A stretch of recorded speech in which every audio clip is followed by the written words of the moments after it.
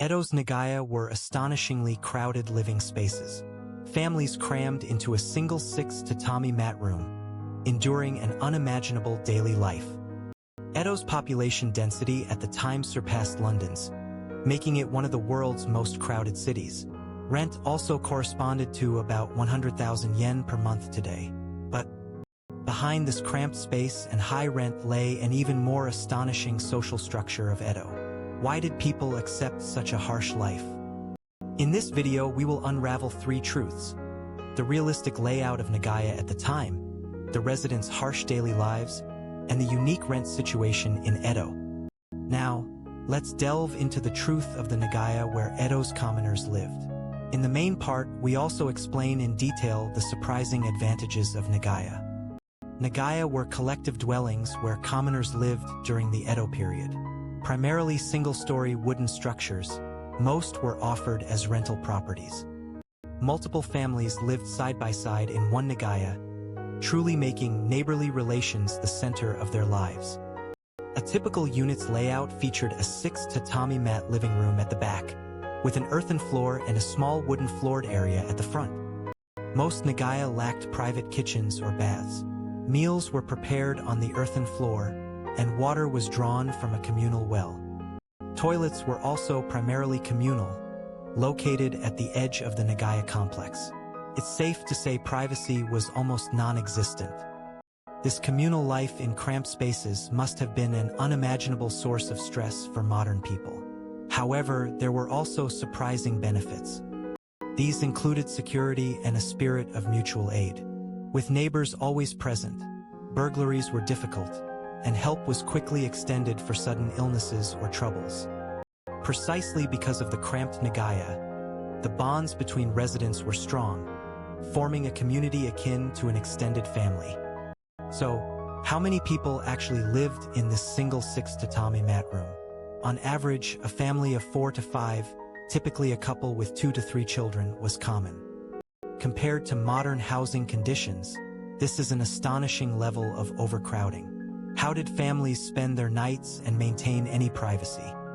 Many Nagaya residents were commoners, such as hawkers, artisans, and day laborers. There were also smaller Nagaya for single residents, where unmarried artisans who came to Edo from the provinces and women working alone also lived.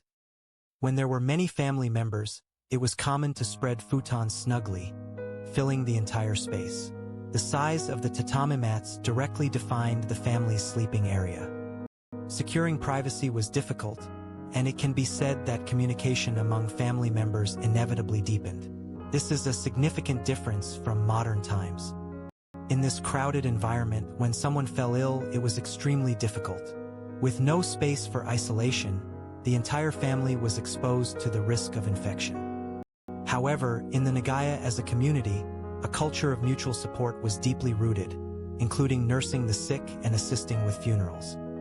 So, how much was the rent for an Edo Nagaya? Let's look at the currency value of the time. Typical Nagaya rent was about 1,500 to 2,000 mon per month. Converted to rice, this amounted to approximately 2 to 3 sho. Converted to modern currency, 1,500 mon is said to be equivalent to about 100,000 to 150,000 yen per month.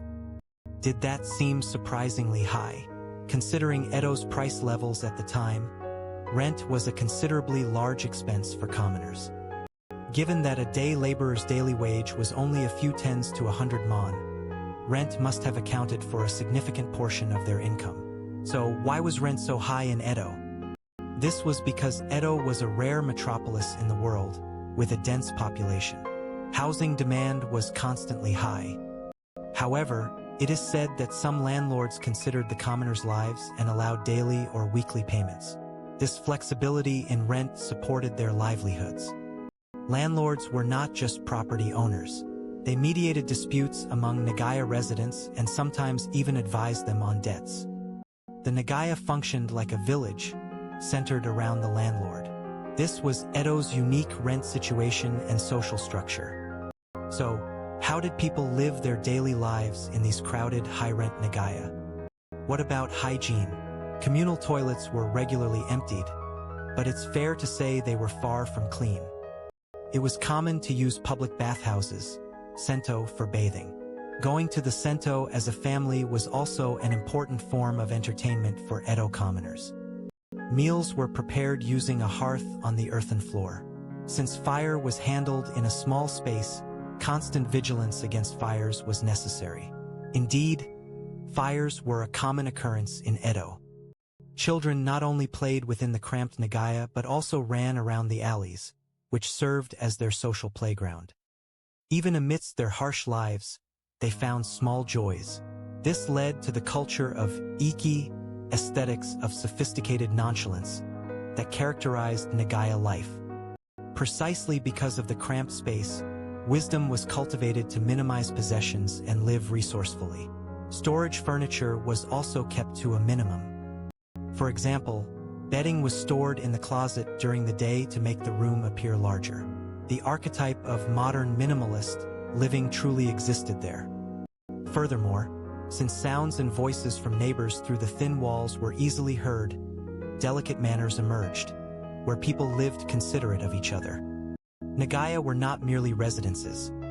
They were important stages that fostered the commoner culture of Edo. All Nagaya residents participated in festivals and events, deepening their sense of solidarity.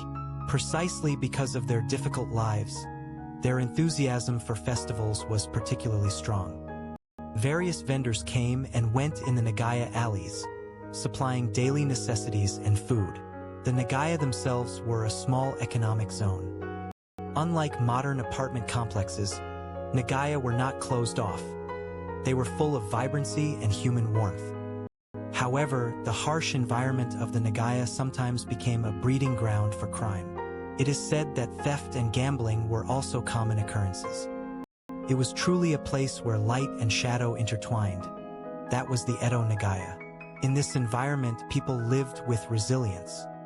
The lives of the people living in Nagaya were more crowded than imaginable and, from a modern perspective, utterly inconvenient. However, with the bonds and wisdom cultivated there, they overcame harsh realities and built a rich communal life. The basic Nagaya layout was a single 6-tatami mat room. Here, families of 4 to 5 people lived with almost no privacy.